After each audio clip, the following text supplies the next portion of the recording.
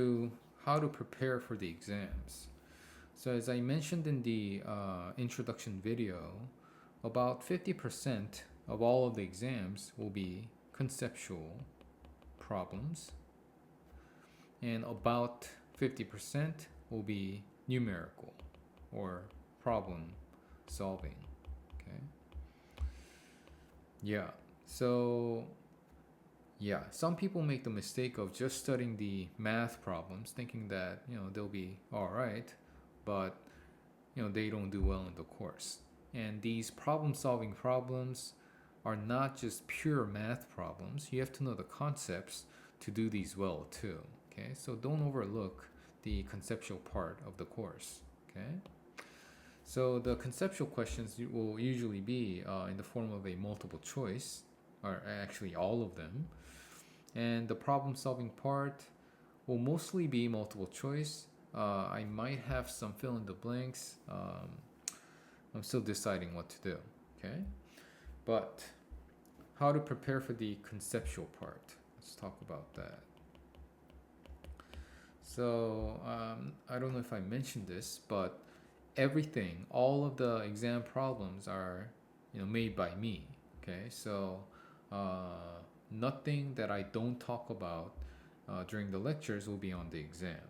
Okay, so the best way to study is to study the lecture notes and listen to my lectures carefully and take good notes. Okay, so I would say taking good notes matter a lot.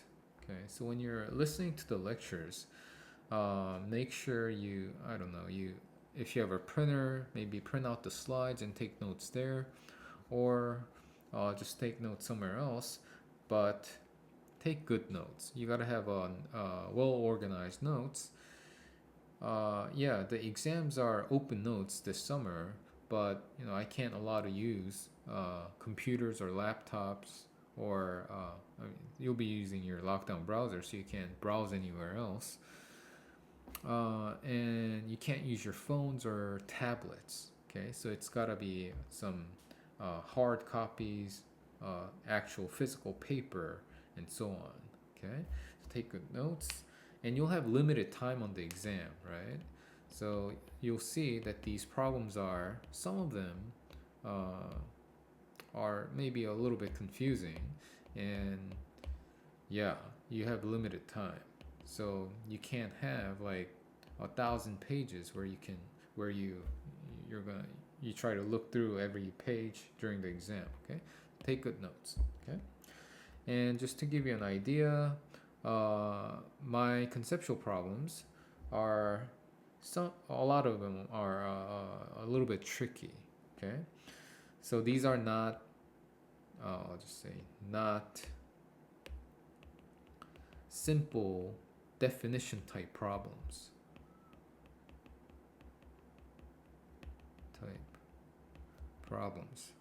So let me just give you an example to give you an idea. Okay, so if you watch the introduction video, there's a slide called the cycle of money between investors and corporations. Okay, so the slide looks like this. We have investors and corporations, and I talk about how corporations raise capital from investors, and in this course we talk about two ways in which the corporation can raise capital from investors. So the first way is by issuing bonds. So if you watch the video, I talk about how in bonds, corporations are borrowing money from bondholders. So these bondholders who purchase these bonds are lending money to the corporations. Okay, so they're not owners of the firm, they're lenders. So bondholders are lenders or creditors. Okay, and in return they get these interest payments called coupons. Okay, and we also had a balance sheet type thing here where we have liability, equity, and assets. And we talk about a second way that firms use to raise capital, that is by issuing stocks. So when corporations issue stocks, the investors that provide money that way are called stockholders or shareholders or equity holders, and they're becoming partial owners of the firm, and they'll get dividends.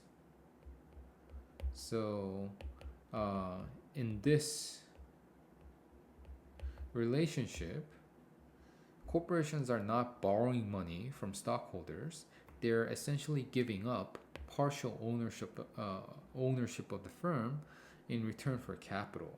Okay, so these are fundamentally different classes of investors: bondholders and shareholders. Okay, so a conceptual problem that I usually give on the exam, I have things like I have a statement that looks like this. So which of the following statements is true or false? Okay, and then I have 5 choices. A, I might say bondholders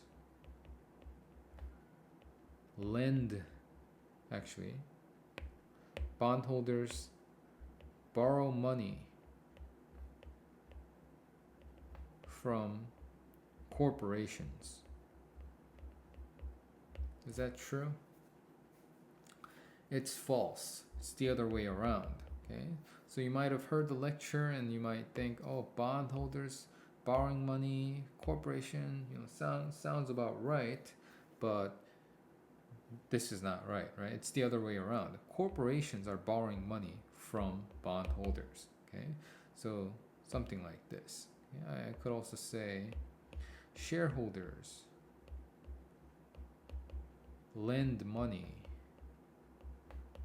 to corporations. That's also false, right? Bondholders are lending money to the corporations. Shareholders are providing capital, but they're not lending money. They provide capital. In return, they'll get ownership of the firm. Okay, so you gotta pay attention to the details. You can't just skim through all these things and expect to get the problems right. Okay, and another sad news is that I always have this choice E, which is none of the above. So this is just to avoid people from just randomly guessing and getting it right. Sometimes the answer is actually E. Okay, so don't be afraid to select E if you're pretty sure that let's say the problem was which of the following is true and everything seems false. This is sometimes the right answer. Okay, yeah, that's why it's a little tricky. Okay, but don't worry, I curve everything up. Okay, yeah, so conceptual, yeah, you want to take good notes and pay attention to the details. And also, whenever I spend a lot of time on something, so more time spent explaining by me usually means it's probably a little bit important, which increases the likelihood that it'll be on the exam. Okay, so yeah, conceptual, you just gotta pay attention to the details. Don't overlook a lot of things. We only have a couple different topics per exam, right? So be thorough. Is that how you spell thorough? Maybe. And pay attention to the details. Okay? Yeah. Let's go to problem solving. This is more tricky. Problem solving is half of the exam, right? Problem solving. So during the regular semester here at Western, I noticed that a lot of people don't come in with a strong math background. Okay, it's unfortunate, but it's just how it is.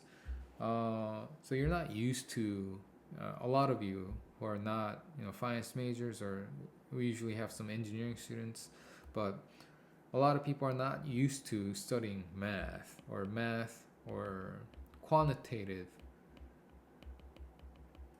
quantitative, is that right?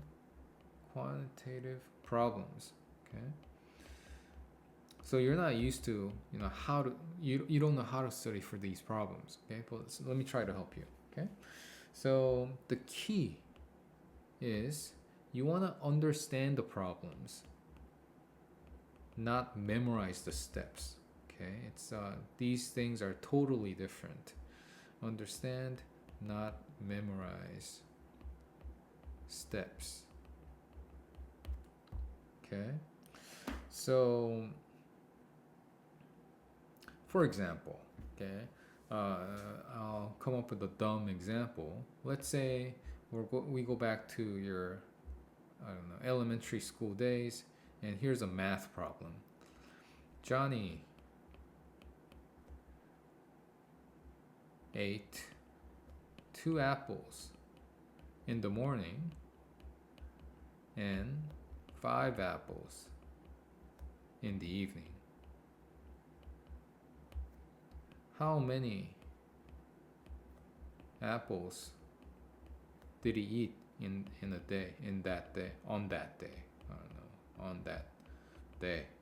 Okay, so let's say I do this problem in class. Okay, obviously it's testing. We don't care about Johnny or apples. It's testing whether you get the concept of an addition, right? So we're gonna add 2 plus 5 and get 7, right? So on the exam, I might do like, I don't know, I don't know. Yeah. I don't know. Yeah, Daddy goes to a, I don't even know. Goes to play soccer. I don't know. And kicked the ball 5 times during the first half and 12 times during the second half. How many times did Daddy kick the ball? You add 5 plus 12 and 17 times, right? So the point here is it doesn't matter like these details. We're applying the same concept of an addition to different contexts, right? So if you try to memorize how things are worded and try to memorize the steps or something, if I tweak one thing, let's say in this problem, it's no longer 2 halves, went into extra time, and extra time, Daddy kicked the ball 30 times. So in that game, it's no longer like 2 components and you get the answer. Now it's 5 plus 12 plus 30, right? What's that? 47? Maybe. Something like that, okay? What I'm trying to show you is you cannot just try to memorize the steps. You want to understand the problem and think about what I'm trying to test in that problem. So I already posted the practice problem sets for each test, and I'll come up with more problems since we don't have any Connect problems. But people don't do Connect homework during regular semesters anyway. But yeah, I'll come up with more problems. I'll give you more practice. But try to understand the problem, okay? And then if I tweak something a little bit on the exam, you'll still be able to get it right if you really understood, okay? But if you're just memorizing steps, if I give you something new on the exam, it's likely that I might do that. People who try to memorize will not get it right on the exam.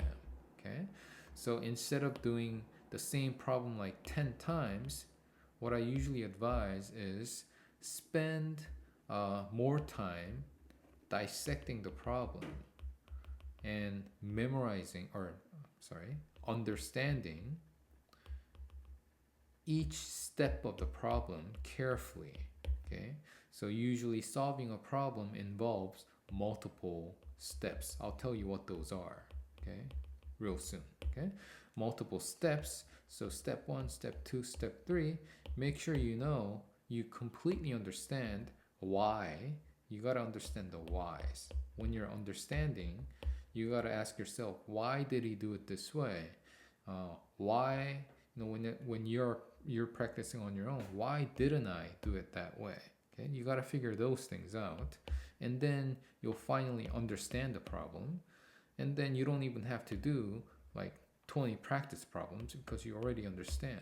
Okay, I don't know if that makes sense. Okay, but let me give you more I don't know, help. Okay, so in our course, okay, usually we have a bunch of words. Okay, these are all word problems, right? Number 2, so corporation XYZ did blah blah blah blah blah blah blah blah. Okay, you'll have a bunch of words that describes a situation, right? The first step is to understand the situation. That is, we talked about the guy eating an apple, daddy playing soccer, right? You got to understand the situation so you're able to draw the timeline. Okay, so again, I mentioned this in the other video. Some people, for some reason, don't draw the timeline, and they don't do well in the course, and yeah, they're just not following instructions. Yeah, if you don't follow instructions, I can't help you. Okay, so you got to understand the situation. This is the situation, and then you got to make it into a math problem. Okay, convert it into a math, or I'll just call it a math problem. Converting it into a math problem looks like this. You're gonna draw the timeline. Maybe if you something like that, 100, 100, 100. So your job is to extract information from these words and come up with the right timeline. Okay, so you'll see that in my problem solving videos and in the detailed solutions to the practice problem sets, that I always draw a timeline. I try to explain each step.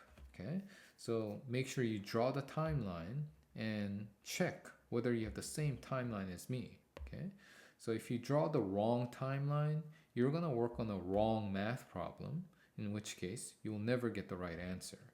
That's why drawing the correct timeline is the key. Okay, you got to set up the problem the right way, that you work on the right math problem. Okay, so here maybe information looks like this, and you got to indicate what you're solving for. If you look at my solutions, I always have something like this. Based on these information, what am I solving for? I'm solving for the present value as of time 0. Okay, I indicate that, and that's the right setup. Okay, so once you have the right setup, or setup into a math problem, or the setup, step 3. Okay, so you extracted information well and set up the correct timeline and indicated what you're looking for. Okay, next step is to know this. This is topics 2 and 3.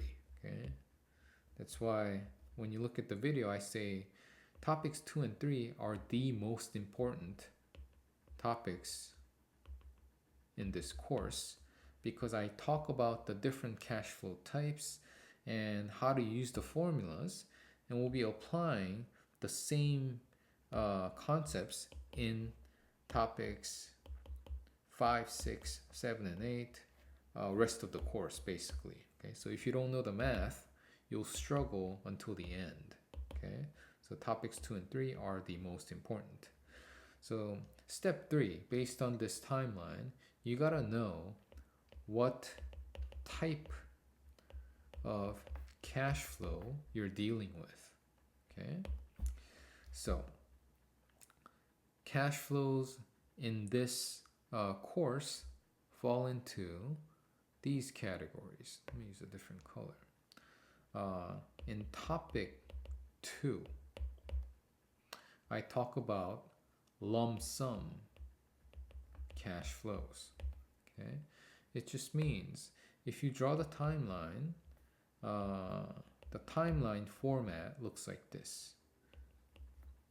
The components, these are the only components in topic 2. So you're going to be dealing with these components.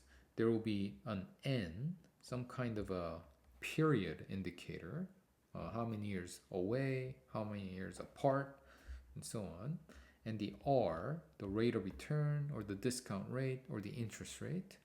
There will be some future value, some later value, and then there will be some PV, present value, or some earlier value. Okay, so these are the only 4 components involved in the topic 2 timelines. Okay, so if you look at all the topic 2 problems, I'll give you 3 of the 4 components. It'll be given in these words. Okay, you gotta find them.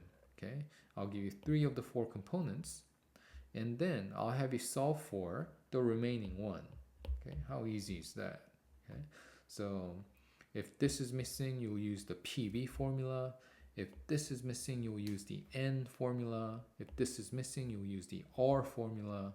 If this is missing, you'll use the FV formula. Okay, from topic 2.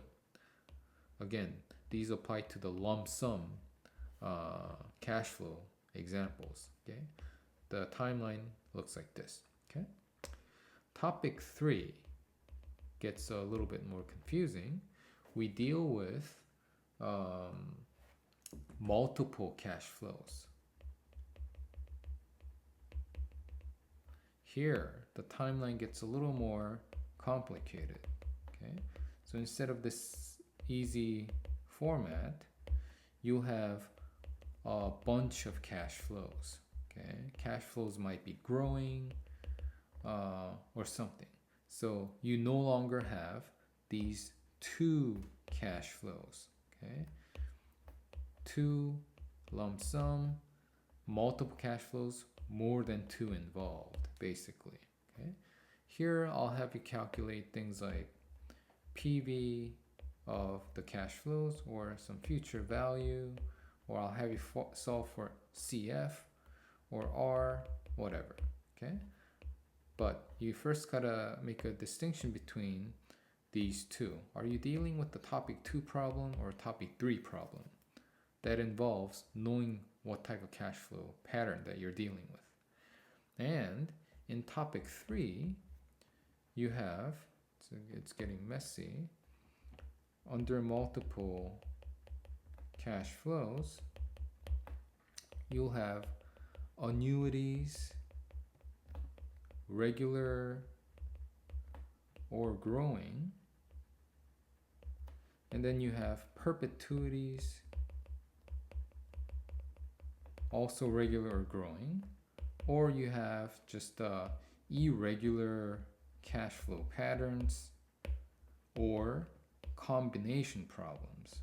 Okay, sounds like a lot, maybe it is, but it's all right. Okay, yeah, so you have to know what they are precisely so that you apply the correct formulas. That's why it's important. This allows you to apply, oh, not Apple, apply correct formulas. Okay? So unless you use the right formula, you obviously get it wrong, right? So you gotta know what the cash flows are, so you apply the correct formula. Okay?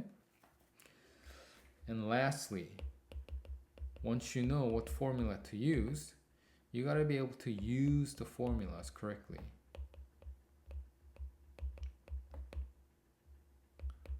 So this involves, you'll see later, like PVA and PVP problems, you'll see that we always have this T plus 1 and T relationship, which indicates the timing of the cash flows and as of what time period the output is in. Okay, so yeah, you got to go back to the lecture where I talk about this. Okay, so make sure you follow these steps, and good luck.